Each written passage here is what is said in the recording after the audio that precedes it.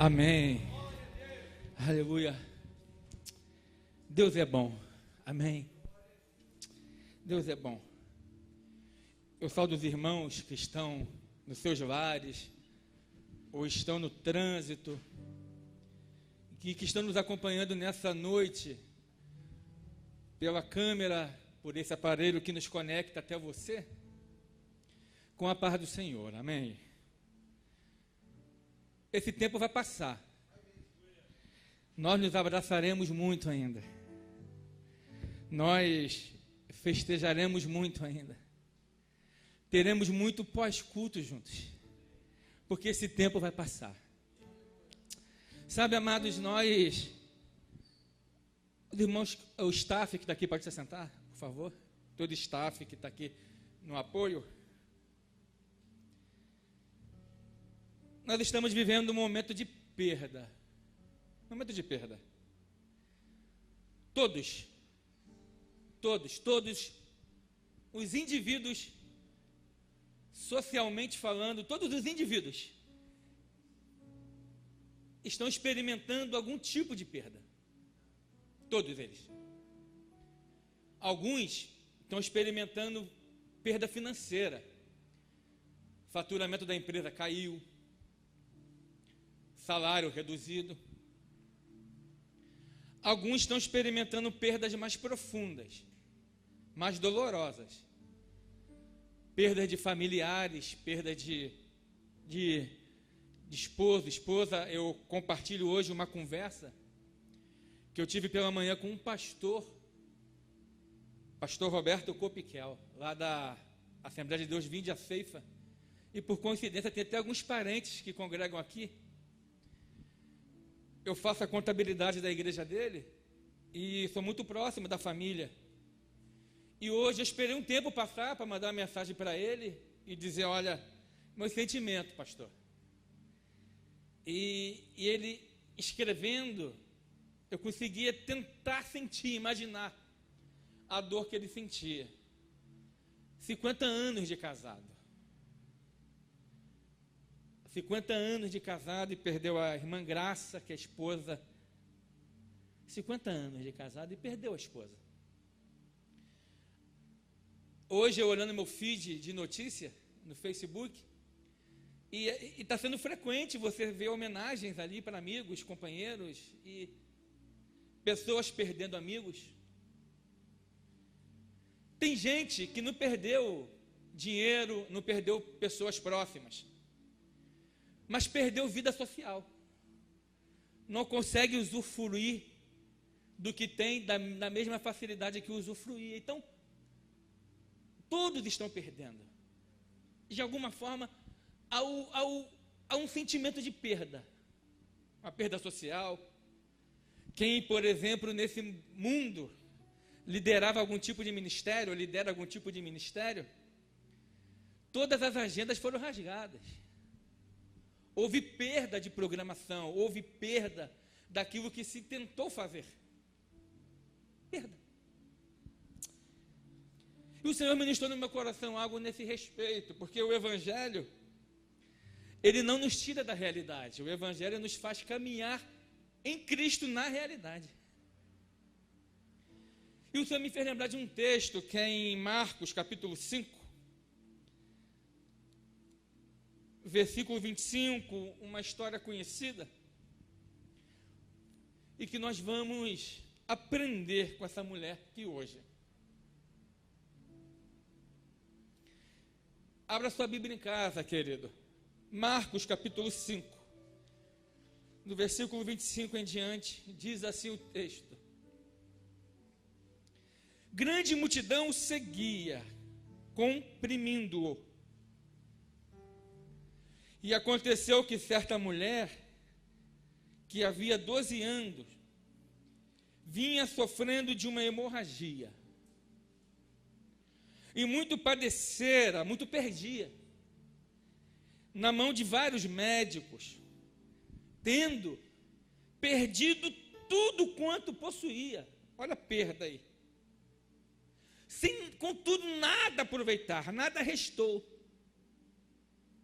Pelo contrário, a perda era progressiva.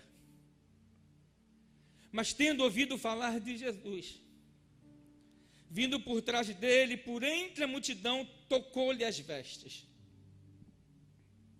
Porque dizia: se eu apenas lhe tocar as vestes, ficarei curada. E logo lhe estancou a hemorragia. E sentiu no teu corpo está curada do seu flagelo. Jesus, reconhecendo imediatamente que dele saíra a virtude, virando-se no meio da multidão, perguntou: quem me tocou nas vestes? Responderam os discípulos: vês que a multidão te aperta e ainda perguntas quem te tocou?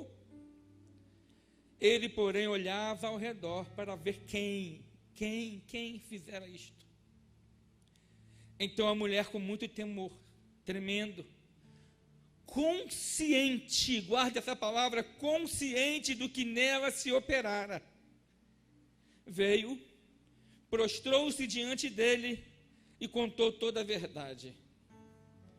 Ele lhe disse: filha, a tua fé te salvou. Tenha paz e fica livre do teu mal. O Senhor ministrou esse texto ontem no meu coração. Eu vi numa reportagem, em um determinado canal, sobre um médico. Um médico que trabalhava como... Antes de ser médico, trabalhava como recepcionista de um hospital. Era recepcionista do hospital e começou a fazer medicina, começou a estudar, com muito sacrifício. E isso foi o filho dele contando a história do médico na reportagem. Se formou em medicina e se tornou um médico muito conhecido naquele hospital em São Paulo. Um médico famoso. Começou trabalhando como recepcionista em um balcão de hospital. Se formou em medicina, exemplo para todos. E nessa batalha contra essa pandemia, esse médico foi contaminado e morreu. E o filho dele contou essa história ontem, eu cheguei a me emocionar no sofá, sobre o legado do pai que ficou para ele, a história do pai. O Senhor me fez lembrar dessa mulher. Uma mulher que experimentou perdas. Perdeu saúde. Perdeu qualquer possibilidade humana de cura, porque os médicos já a desenganaram. Perdeu aquilo que talvez dava algum tipo de segurança para ela, que eram os recursos. Perdeu tudo.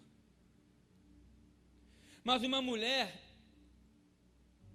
que continuou caminhando, apesar da perda. Porque o que o Senhor ministrou no meu coração para falar para a igreja que está em casa hoje é: podemos perder, mas nós não podemos se perder. É um perder sem se perder. Perder faz parte. Eclesiastes 3 diz: olha, há tempo de sorrir, há tempo de chorar, há tempo de abraçar, desabraçar, há tempo de juntar pedras, tempo de espalhar pedras. Nós podemos, como cristãos, até perder, mas nós não podemos se perder. Se eu fosse colocar um tema para a mensagem nessa noite, seria o seguinte: olha, perder sem se perder. E nesse tempo doido que nós estamos vivendo, e apesar de estar dando algumas opiniões sobre algumas questões, eu tenho tentado evitar do máximo a falar, porque é um tempo que o Senhor ministrou no meu coração, que é um tempo de observar, é um tempo de calar, e é um tempo de observar, e é um tempo de prantear. E nesse tempo que todos, eu estou falando todos no nível de mundo, todos estão experimentando um tipo de perda. A palavra de Deus para a igreja é: olha, Perder sim. Se perder, não. Essa mulher perdeu recursos. Essa mulher perdeu perspectiva humana de melhora. Essa mulher perdeu vida social, concorda?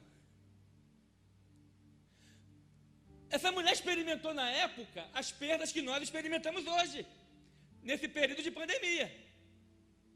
Recursos, vida social, o sentimento de morte que paira no mundo quando você lê o noticiário. Um recado que Deus dá para o povo dele nessa noite é muito sério, dizendo: olha, perder, sim. Se perder, não. Eu posso estar experimentando algum tipo de perda em alguma área da minha vida, mas os valores de Deus dentro de mim precisam ser conservados. Eu preciso continuar cantando isso que a equipe de louvor cantou aqui na última canção. Aflito, sim. Experimentando algum tipo de perda, sim. Mas derrotado, não. Experimentando o medo, sim. Mas fracassado, não. Porque o que vem a ser, então, perder sem se perder. Perder sem se perder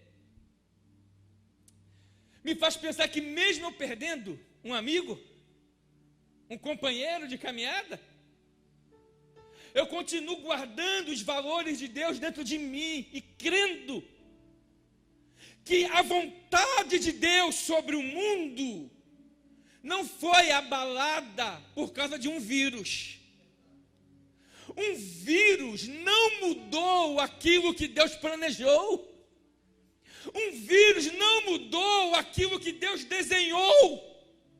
Um vírus não mudou aquilo que Deus projetou. Um vírus não mudou nem um pinguinho do projeto de Deus para a humanidade. De alguma forma, ainda que eu não consiga racionalmente explicar, eu preciso entender que Deus ainda está no controle de todas as coisas. Eu posso perder, mas o senso da minha fé em Deus não pode ser abalado. O que vem a ser perder sem se perder? Nesse tempo, eu preciso entender mais do que nunca que a base, a coisa principal da minha espiritualidade não é o templo. Por mais que ajude, que faz parte, o adorar em comunidade nos fortalece espiritualmente, estar com outro. Mas a base principal da sua espiritualidade é o seu relacionamento com Deus. E Ele está disponível para você, seja onde você estiver. Eu estou falando isso que eu ouvi há umas semanas atrás de um companheiro de ministério. Renato, eu não sei o que fazer. Eu falei, sabe, cara, qual é o teu maior desafio, o teu maior problema? É que muita gente colocava a sua base espiritual no exercício de um ofício eclesiástico. As regras de agenda temprocentrista, aquela coisa de... enganou ele. Porque quando acabou a correria, ele se viu. E ao se ver, ele percebeu que não faltava um culto, mas não tinha vida com Deus em casa. Que não faltava um culto, mas que não tinha rotina de leitura bíblica na sua vida extra-templo. Quantos que se demonstrava espiritual por causa das agendas de vida cristã que nós tínhamos, se descobrem hoje vazios. Se descobrem hoje vazios. Porque talvez Deus está usando esse tempo para nos mostrar que o nosso relacionamento como cristão não é um relacionamento com uma parede, não é um relacionamento com uma vida de correria, que o nosso relacionamento é com Ele, com a pessoa dEle. Talvez seja Deus gritando através dessa pandemia: ei, escolher a melhor parte. Escolha a melhor parte. E qual é a melhor parte? A melhor parte talvez seja sentar aos pés do mestre e ouvir. E ouvir. Esse tempo é um tempo que Deus está nos ensinando ou nos lembrando, porque a Bíblia é muito transparente quanto a isso. Que a verdadeira espiritualidade, ela está em um relacionamento com a pessoa de Deus. É interessante esse milagre. E quando Jesus é tocado e ele percebe que dele saiu virtude, ele não pergunta: o que aconteceu porque de mim saiu virtude? Não. Ele usa o pronome quem. Quem? Teve uma pessoa me tocou. Uma pessoa, alguém me tocou. A pergunta não é o que houve, o que? A pergunta é quem? Alguém me tocou. Uma pessoa me tocou. Sabe, querido ouvinte que está em casa? Reúne a sua família hoje para orar. Construa os pilares dentro da sua casa da fé cristã. Eu ouvi de um amigo que trabalha comigo aqui, quando começou a quarentena, ele sentou no quarto da filha dele. E ele falou comigo: Renato, há anos que eu não sento aqui, na cama da minha filha. E eu olhei o quarto da minha filha e percebi coisas que eu tenho que agir como pai. Que seja um tempo de você olhar para dentro. Porque sabe, eu falo isso muito para os jovens. Talvez está o mundo todo hoje gritando derrota. Estruturalmente derrota. Mas Deus pode estar lá em cima do céu dizendo vitória. Vitória. Mas como assim vitória? O mundo está um caos. Mas existem coisas acontecendo que não está latente aos nossos olhos. Existe perdão sendo concedido. Existem famílias que estão sentando para comer junto. E que a correria da vida não permitia. Sabe, como igreja, nós vamos fazer que nem essa mulher. Individualmente falando, como irmãos, nós vamos fazer que nem essa mulher. Vamos experimentar perdas, sim. Mas nós não vamos nos perder. Porque é o seguinte: se eu não souber lidar com perdas, essas perdas podem gerar outras perdas. E, quiçá, rupturas. Perdas, se eu não souber lidar com ela, se eu não souber lidar com a perda, entender que Deus está no comando da minha vida, e que ainda eu esteja experimentando a perda, o Senhor traçou um projeto lindo para a igreja. Eu posso permitir que essa perda diminua a minha fé. Eu posso permitir que essa perda me faça ficar racional de forma exacerbada. Eu posso permitir que essas perdas me levem a questionar princípios de Deus que jamais eu questionaria. Então eu não posso permitir que as perdas venham gerar outras perdas definitivas na minha vida. Nós vamos perder. Humanamente falando, todos estão perdendo. Mas aquilo que Deus desenhou para nós não mudou, querido. Aquilo que Deus desenhou para a sua família não mudou. Aquilo que Deus desenhou para a sua casa não mudou. Nós vamos perder. Estamos perdendo. Mas nós não estamos nos perdendo. O mundo perde. Nós, como indivíduos nesse mundo, estamos perdendo. Mas nós continuamos caminhando. Perder sem se perder significa continuar caminhando apesar da perda. Apesar da perda, apesar da dor que esse tempo me causa, eu continuo caminhando.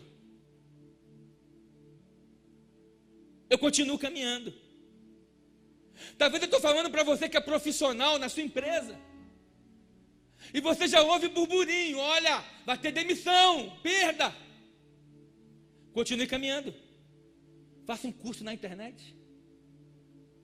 Porque o que dá resultado, querido, não é opinião, é semente.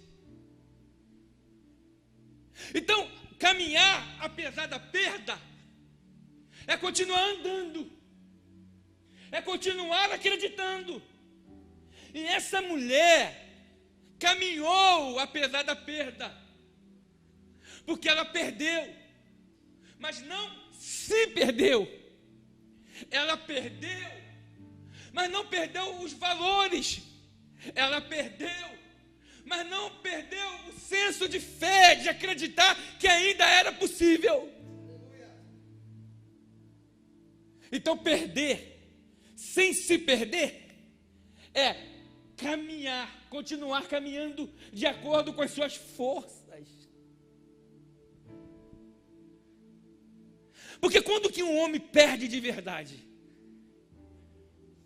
Um homem perde de verdade quando ele morre por dentro, quando ele perde por dentro. Eu falo muito de Estevão, humanamente, sendo apedrejado, humanamente perdendo, mas por dentro, com todos os seus valores de pé, humanamente perdendo, mas por dentro conservado. Perdeu sem se perder. Perdeu sem se perder. É aquela história do futebol. Um dia eu estava jogando bola, cara, faz anos. A bola era minha. E eu perdi o jogo. E eu fiquei chateado que eu perdi o jogo. Peguei a bola, acabou o jogo. E peguei a bola e levei para dentro de casa. E alguém gritou assim, dos meninos. Ia lá, maior vacilão aí. Sabe nem perder. Sabe nem perder. Eu lembrei disso ontem. Eu falei, rapaz, o que é saber perder? Saber perder é uma pregação de fracasso para a igreja? Não, não é isso. Saber perder é saber que eu perdi o jogo hoje, mas que amanhã um novo dia chega. E ao chegar o novo dia, eu tenho a oportunidade de jogar de novo e ganhar. Saber perder é entender que qualquer perda que eu venha como crente sofrer nesse mundo, ela é temporária. Porque Deus já desenhou um tempo de eternidade no céu para nós.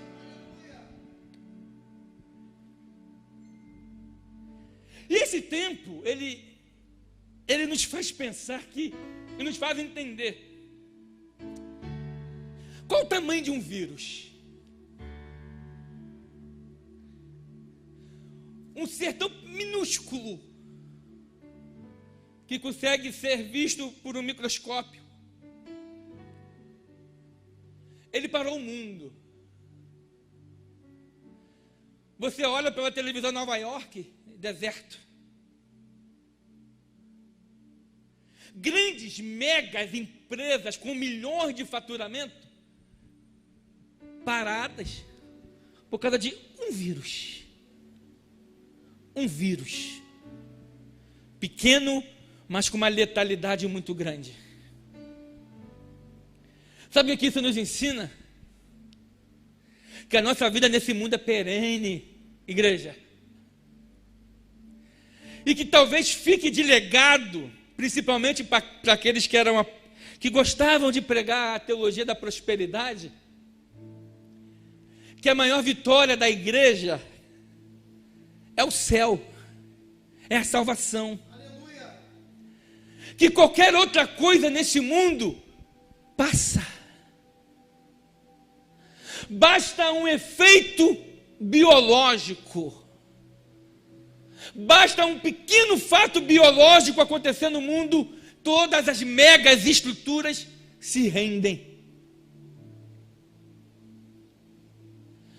A maior vitória da igreja foi garantida na cruz do Calvário. Talvez esse tempo vai nos deixar como legado o ensino de que eu sou vitorioso, não porque eu tenho um carro legal, uma casa grande, ou porque a igreja que eu congrego é muito linda, não. O maior legado é entender que a maior vitória do crente é o céu. E qualquer estrutura nesse mundo se rende, é perene, é passageira. Deixa eu trazer uma palavra de consolo para a sua vida que está em casa, preocupado com o amanhã. Do teu amanhã Deus está cuidando. Mas entenda que você é vitorioso e vitoriosa. Porque há um céu que Deus projetou para você. Há um céu que Deus desenhou para você. Há um céu que Deus criou e esse céu está te esperando. E a maior vitória da igreja vai ser que um dia nós entraremos no céu. E lá cantaremos santo, santo, Maranata, aleluia, sei lá. Nós louvaremos e sentiremos Deus de uma forma que nós nunca sentimos. E viveremos eternamente com Ele. E estaremos lá dizendo: santo, santo, santo, santo. É igreja. Igreja, não se assuste pelo que está acontecendo. Humanamente nos dá medo, sim, é normal. Mas é uma palavra de esperança para você, crente. Aleluia. Há um céu e nós caminhamos para o céu. E Deus não depende de nenhum fator que acontece nesse mundo. Nós caminhamos para o céu. Nós estamos caminhando para o céu. Nós estamos caminhando para o céu. E uma pandemia não pode mudar isso. Uma guerra não pode mudar isso. Nenhuma bagunça política pode mudar isso. A igreja continua caminhando para o céu. Nós continuaremos caminhando para o céu. Sofreremos perdas que nessa mulher sofreu. Choraremos, nos alegraremos, nos apoiaremos uns nos outros. Mas a nossa verdadeira caminhada é até o céu. É até o céu. É até o céu. Nessa noite, o Espírito Santo, ele nos conduz a dizer para você que nas perdas que você vai experimentar, o Senhor está contigo. Mas nesse momento, não perca os valores, aquilo que está dentro de você. Não se perca. Perder, externamente falando, todos estamos perdendo.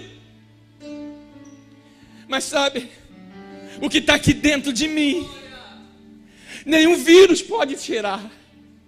O vírus pode matar meu corpo. O vírus pode fazer eu chorar pela perda de um amigo, de uma irmã em Cristo, de um irmão em Cristo. Ah, mas um vírus não pode matar a minha fé. Não pode. Perdas externas nós sofremos, mas continuaremos caminhando. E a grande pergunta vai ser: meu Deus, como é que esse povo consegue continuar caminhando tendo perda? Porque as perdas externas não podem nos matar por dentro. Não permita isso. Sofrendo, chorando, mas caminhando. Essa mulher perdeu, mas não se perdeu. É possível se perder? É. O que adianta ganhar o mundo e perder a si, perder a sua alma? Isso é um exemplo de se perder. O que adianta eu colocar minha fé na minha relação com aquilo que o mundo me oferece e perder a si, a minha alma? Conserve os seus valores. Conserve aquilo que a Bíblia aponta sobre você. Oh, Espírito Santo. Eu quero orar. Posso orar, pastor Elifas? Eu quero orar com a igreja que nos acompanha hoje, nessa noite. Perder sim. Se perder não. Perder? Ok. Fazemos parte de uma sociedade. Se perder não. Perder, chorar, perda de um ente querido, perda de um emprego, perder. Se perder, não. Estou de pé. Eu estou de pé.